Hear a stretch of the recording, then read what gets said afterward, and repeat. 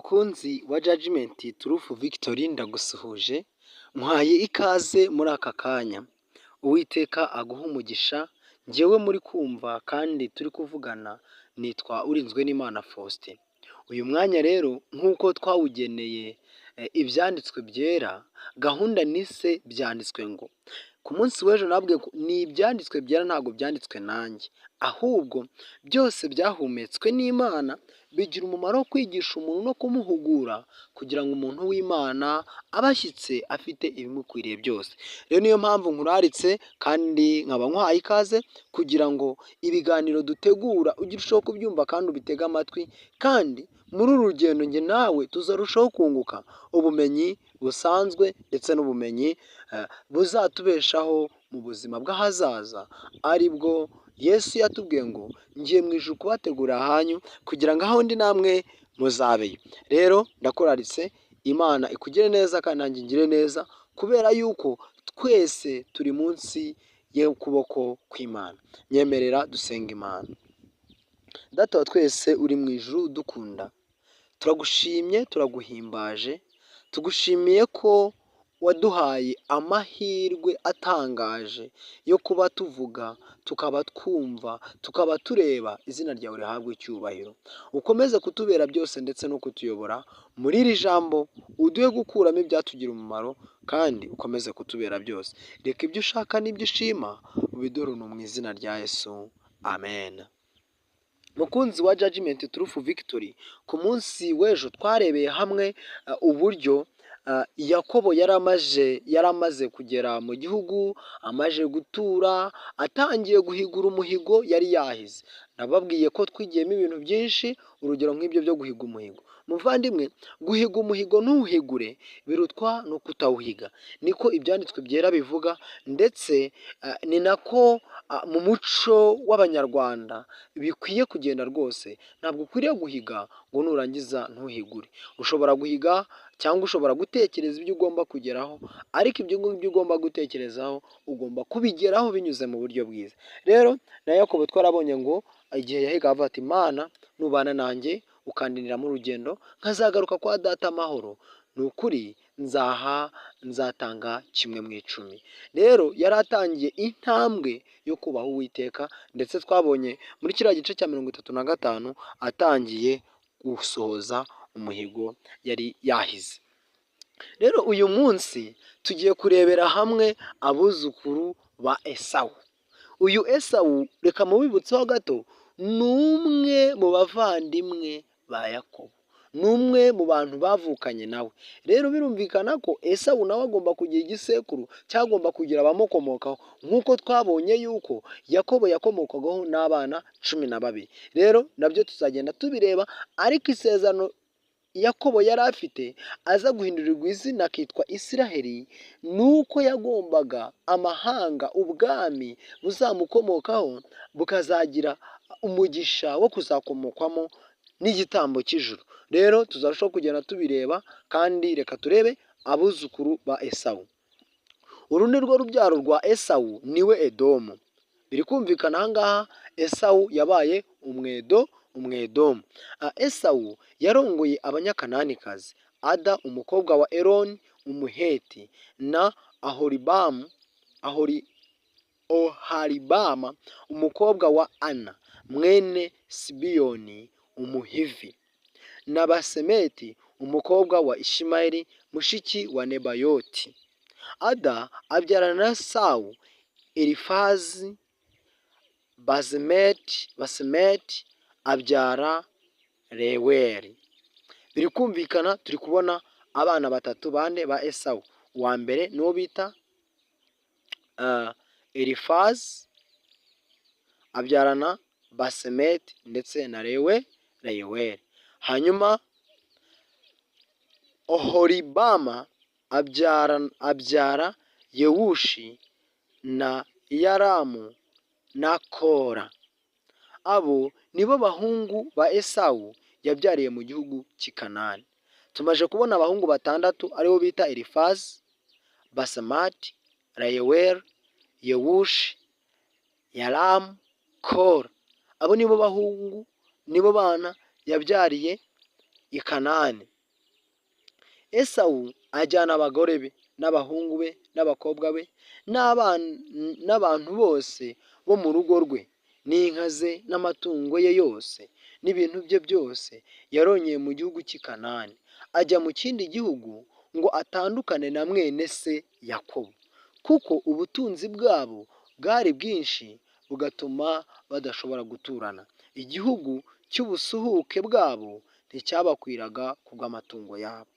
Esawu atura ku musozi Seyiri. Esawu niwe Edomu. Uru ni rwo rubyaro rwa Esawu sekuruza w'Abedomu no ku musozi Seyire. Bene Esawu aya niyo mazina yabo: Elifazi mwene Ada muka Esawu na Reweli mwene Basemeti muka Esawu. Bene Elifazi bari Temani na Omari na Sefo na Gatamu na Kenazi.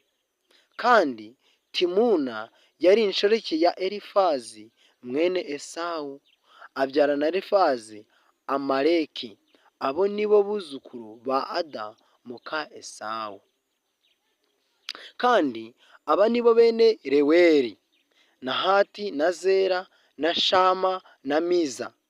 Abo nibo buzukuru ba Bazemati muka Esawu. Kandi aba nibo bene Oholibama muka Esawu, umukobwa wa Ana mwene Sibeyoni, abyarana na Esawu Yewushi na Yalamu na Kora.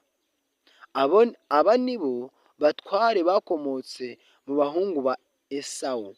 Bene Elifazi imfura ya Esawu ni aba: umutware Temani n'umutware Omari n'umutware Sefa n'umutware Kenazi. Abo nibo bana turi kubona ba Elifazi, n'umutware Kora n'umutware Gatamu n'umutware Amaleki. Abo nibo batware bakomotse kuri Elifazi mu gihugu cya Edomu. Abo nibo buzukuru ba Ada. Kandi aba nibo bene Reweli mwene Esawu: umutware Nahati n'umutware Zera. Umutware Nahati n'umutware Zera n'umutware Shama n'umutware Miza.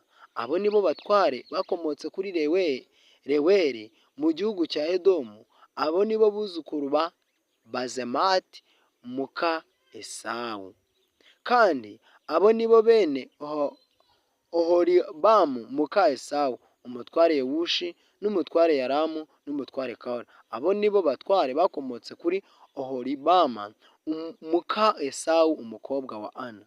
Abo nibo bo mu nda ya Esawu. Abo nibo batware babo. Uwo niwe Edomu. Urubyaro rwa Seyiri. Aba nibo bene Seyire Umuhori. Bene icyo gihugu: Rotani na Shobali na Sibeyoni na Ana. Uyu yari mwene Seyiri. Kandi uyu Seyiri ni mu bikurikirana muzareba ko twabonye ko n'ubundi ari muri ba bandi bagiye babyarwa na ba Peregi, mu bisekuru bya Peregi. Tuzarushaho kugenda twibukiranya.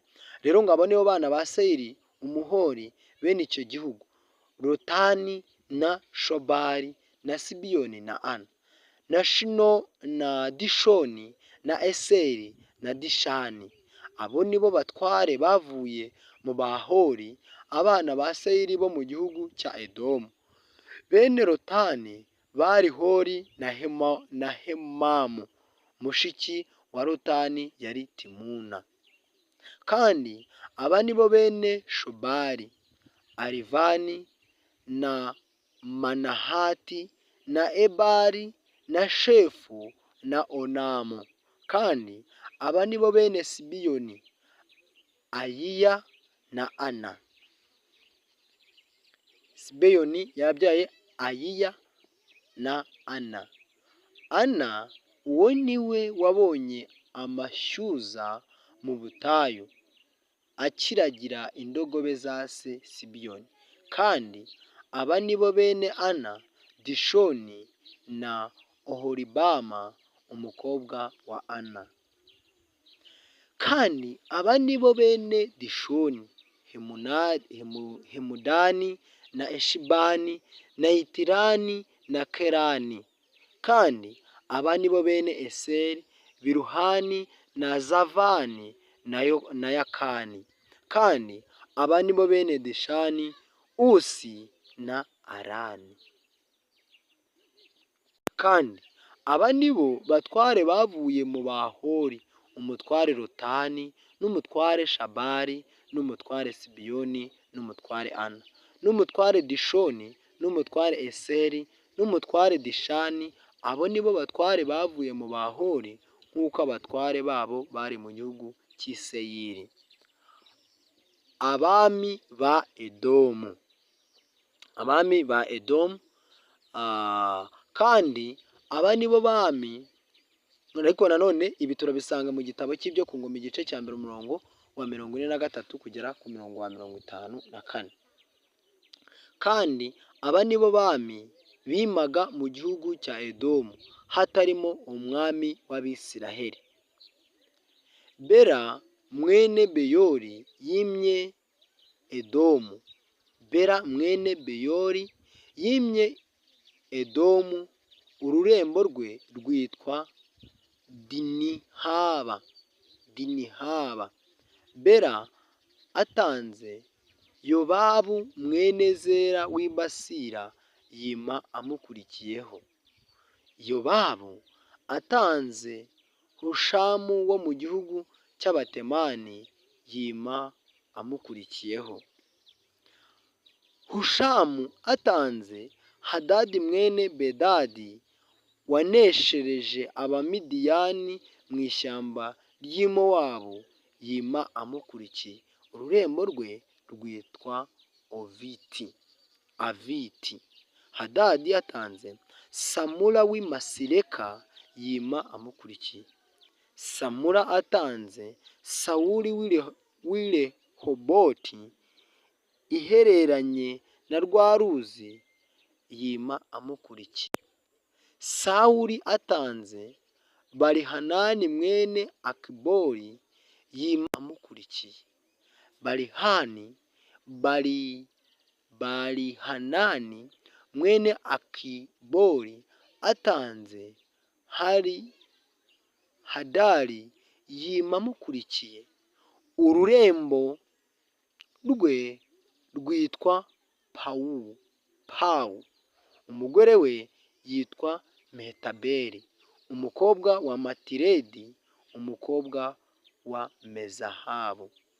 Ayo niyo mazina y'abatware bakomotse kuri Esawu nk'uko imiryango yabo iri, nk'uko ibihugu byabo biri, nk'uko amazina yabo ari: umutware Timuna n'umutware Ariva n'umutware Yeteti n'umutware Oholibama n'umutware Era n'umutware Pinoni n'umutware Kenazi n'umutware Temani n'umutware Misusari n'umutware Magidiyeli n'umutware Iramu.